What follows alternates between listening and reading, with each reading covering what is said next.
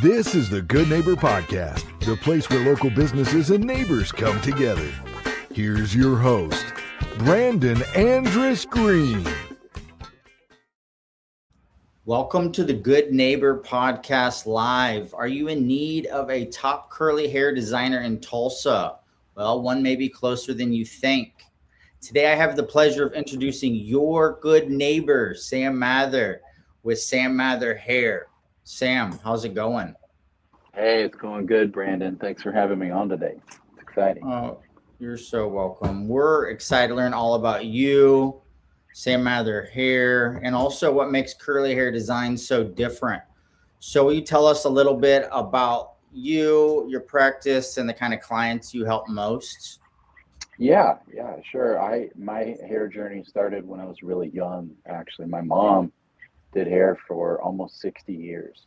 Wow. So I grew up as a child in the house watching hair videos, like for fun. My brother, he's 7 years older, and he's the one that owns the salon Mather Hair that I work inside of. So I rent a booth inside my brother's business. And he started hair right away out of high school. So I had two hairstylists in the house, and this is what we did for fun. Watch these videos about how to cut hair. I remember Irving Rusk videos. These Vidal Sassoon, these amazing guys back from the 80s and 90s, watching them. And when my life started to develop, I ended up marrying a hairstylist. So now I was confronted on three sides. I was window cleaning at the time, just doing outdoor hot man work. And my wife was so sorry for me because I'd come home so hot and worn out. And there she is doing hair. And she was like, I just wish my husband could do this someday. It'd be so much easier on his body. So just the opportunity worked out, and I was able to be trained and apprenticed by my family and joined the family business. And about 3 to 4 years into it, you start having to figure out as a hairstylist what you're especially good at. And I went to a seminar, a guy named Ryan Wheaton. He's kind of a world international known hair guru. And he was teaching us, if you don't specialize, you will agonize. If you don't specialize, you will agonize. We try to be good at everything. Every hairstylist tries to do everything, but you have to make a decision what you don't do, and then make a decision what you're going to do with 110% of your creative abilities. And at the time, I noticed in my clientele, I had a large portion of curly clients at the time, and I didn't know why.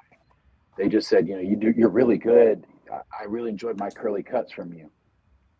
And I did not like cutting curly hair because I felt defeated by it every time I cut it.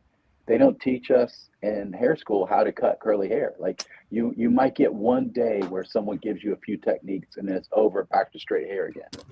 We learn to perm it, in hair school, but we don't learn to cut the hair that we just permed or take care of it or style it so that it doesn't look like a frizz ball. These are things that you just have to learn after the fact. So I would have these curly clients come in and sit down, and all I knew to do was to brush their hair out. If you're watching this and you're curly, you know what I'm talking about. You go and you sit down in the stylist chair, and the first thing that they do is either take you to the bowl to wash it and make it straight so they can cut it straight, or even worse, they'll sit you down like, oh, you want a dry cut? And they pull out the brush and they turn it into a big fro. And then you look at their face and they're like, where's my flat iron? So it's just all wrong. It could not possibly be more wrong. And that's what I did. The curly girl came and sat down in my chair. I started brushing her hair out. And I thought, oh my God, I just created a hair bomb. What on earth do I do with this now? I felt defeated, and I was like, I have got to figure this out. And thankfully, my brother, Todd, he did hair back in the 80s when everybody permed and made it big and huge. And he had some really good techniques to give me. And I started enjoying cutting curly hair all of a sudden. I just saw it more of a sculpture, 3-dimensional sculpture, rather than a 2-dimensional piece of paper. Usually when we're stylists, we're called to pull the hair out at tight angles. and cut in lines. And so we're taking a three-dimensional head and we're turning it into two-dimensional planes that we cut in a two-dimensional direction. But with curly hair, it is 3D all the way. Sometimes 4D because you're dealing with hair thickness too. So it is just, you have got to read this whole new dimension. And, I have ADD. I have, good spatial recognition. I remember in high school, I took this test and they're like, we don't know what career you'd be good at, but you have excellent spatial recognition. So now I'm like, okay, I think I found it in curly hair. I got professionally trained with Diva Cuts, certified through them, and they gave me some awesome insight. I am forever thankful for Diva Cut for what they taught me, and just hit the ground running. And I remember the lady teaching us how to cut curly hair. She said, if you will specialize in curly hair and make this your goal to give people the best curly cut of their life, those people will be more faithful to you than anyone else. And that has really panned out to be true. As you said, the longer you do this, your schedule will slowly fill up with more and more curly people and less straight people. And that was about 5 years ago. And here I am now. And there is just day after day after day. I open up and I look at my schedule and I'm like, oh my gosh, I have 8 clients and they're all curly. How did this happen? Where did we find all these curly people? But I love curly hair.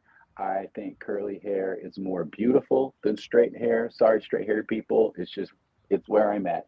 I firmly believe you could get a girl and put her with straight hair and then right next to her, put a picture of her with curly wavy hair. And 100% of the time, in my mind, she's more beautiful with textured, voluminous curls than with straight hair. And so I love perming. I love putting waves in people. I love taking people who've had perms and then crafting it and making it look beautiful. And nothing's more wonderful than a natural head of curls. And I enjoy my work. I remember thinking, why have I always thought women were more attractive with curly hair? And I started thinking back, and the first time, my wife doesn't have curly hair. I married a girl with straight hair. How did this happen? And I was thinking back to the first time I noticed her. Like, a guy will notice a girl, and it's like she leaves the pack. You've got all the other girls back here, and all of a sudden, here she comes. And your brain is just like, ooh, someone just left the pack. And it was a night that we were at like a church prayer meeting, and people were praying around the room, and she had her head down, and she had crimped her hair that night. And I saw this beautiful head of brown crimped hair, and I just thought, who is this? And about 10 minutes later, she lifts her head up, and I was like, oh my gosh, it's Lindy. I've never looked at Lindy like this before. It was the curly hair. The curly hair did it. So I just think maybe God meant this for me. You can't make curly hair beautiful because you have the right techniques. You can only make something beautiful if you have the gift of admiring the beauty. And I have that. That's a God-given gift. When women walk in my chair and they sit down and they have got a beautiful head of curly hair, it is probably an experience guys have who love fast cars, and a brand new Mustang comes up next to them. They're just like, wow. That's what happens to me when I see someone with a beautiful head of curly hair. So there's my journey with curly hair.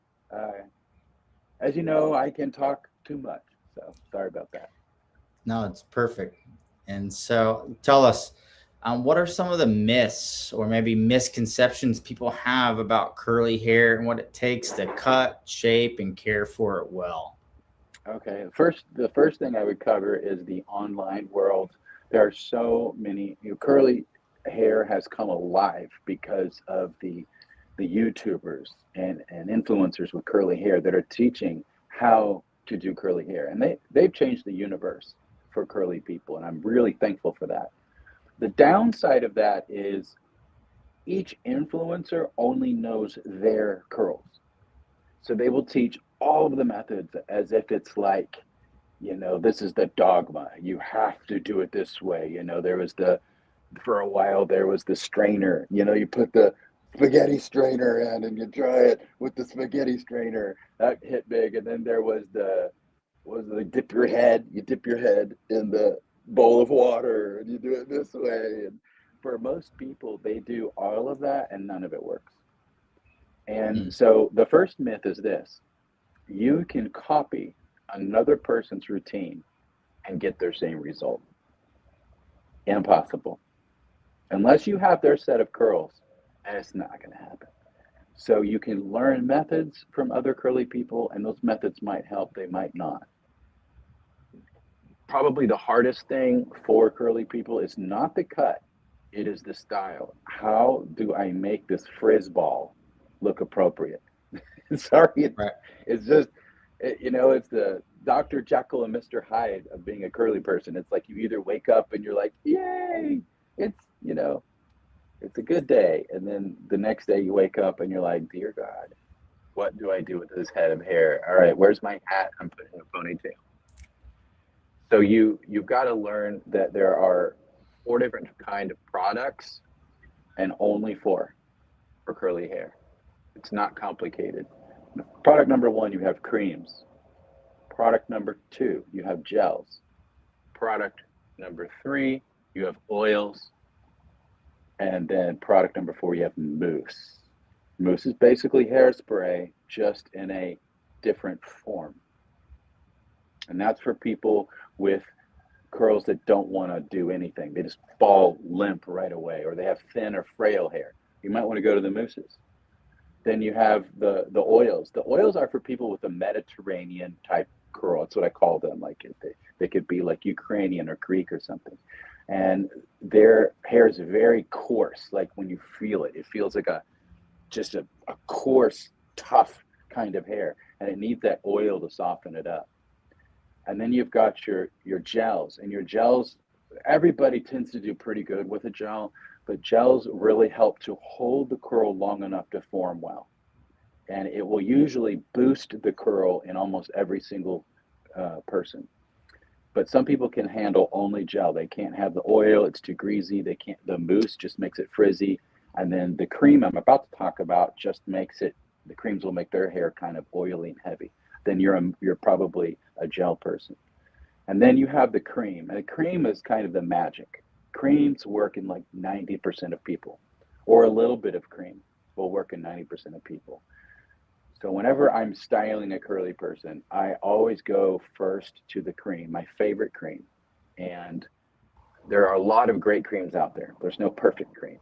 But my starting baseline cream is by Leaf and Flower. It's purple. You can get it on Amazon, or you can buy it at Mather Hair Design if you want to come by and grab some from us. I put about a quarter size, and then I mix a little gel in there with it. So I've got some gel, and I've got some cream.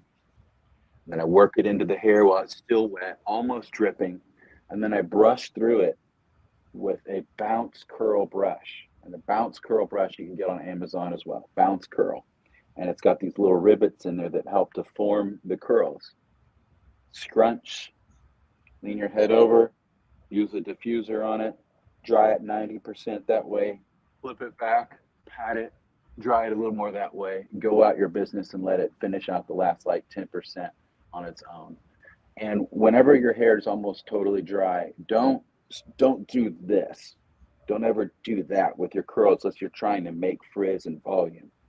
What you want to do is cup your hands, make a fist, and press like this. Press in like this, press in, shake out, press. And usually 3 or 4 of those shake out and presses, and it's going to start looking incredible. That's probably the hardest part, is just learning to get that routine down. And that routine might not work for you. You might be a whole different type of person. You could be, put in the mousse, scrunch it in, don't even brush it, just shake it in there and go. And it turns out looking really well. The cutting side of curly hair, the hardest thing for a stylist is learning. We have been taught the method.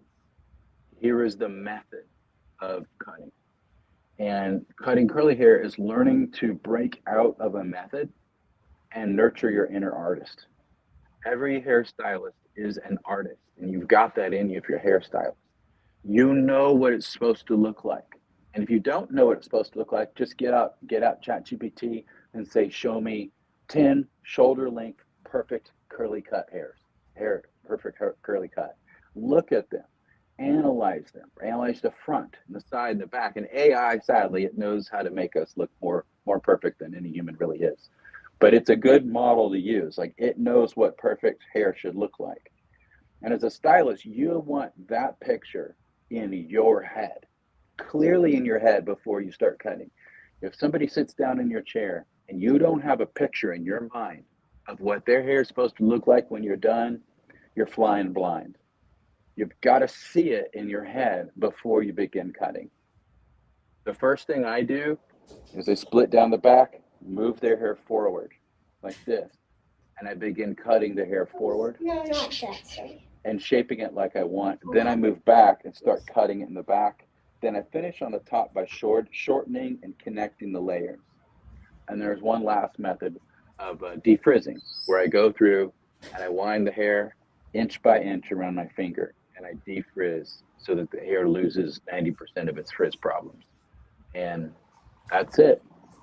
Do the whole shakeout dry routine, and then double check your work, and you're done. That's it, huh? I know this is the hard part, because as an educator, you want to like teach people step by step, but the problem is with curly hair, it's an all or nothing. It's a whole nother beast. How do I teach a child to do a cannonball? You know, it's like you model it for them over and over and over again, then you say go, and that's kind of the only. There are methods, you know, pull your knees up, lean back, tuck your head in. Don't undo the cannonball until you hit the water. And that's kind of what curly hair is like. There's some basic things we need to stick to, but the best thing you can do is keep at it. I don't feel like I did a really good, consistent curly cut for probably 6 months after I was formally trained. It took me time over and over and over again to start to break free from my lessons and embrace that inner artist. And one of the best things that happened for me, sadly, was COVID with my business. And it was because during COVID, all education came to a halt. I was about ready to head off to New York City and get trained by Diva, level 2, level 3, and level 4. I was just going to go out there and get it all. Like, I love Diva, and I'm going to get all of their education. Told my wife, you want an all expense, tax deductible, paid trip out to New York City for a week? She's like, yeah. And then COVID hit.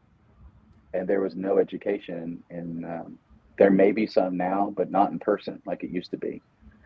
So during that time, I'm like, oh my gosh, I am going to have to teach myself. So after every single haircut, I would take pictures, I would take a video, I would look them over, front, side, and back, and I would ask myself, Sam, what could you have done better? And I would think about it. And it's kind of painful to do that, because you know you're sending somebody out the door without the best they could have gotten. But it was good enough that they were really happy. Like, they were never, very rarely is there somebody that's upset, even when you're trying hard. But about 3 years of that, what could have I done better? What could have I done better? What could have I done better? 400 or 500 cuts later, you are really crafted your trade by not giving up, by sticking in there, and by just keep asking yourself, what could have I done better? What could have I done better each time? And this applies, Brandon, to every one of our lives in our fields. If you will just keep asking yourself, how could I do this better each time? 5 years from now, man, you're going to be a pro at whatever you try to do. Just don't give up. Just stay in there, keep doing it, keep cutting, keep believing in yourself. You're going to mess up. You're going to make mistakes. It's part of the journey.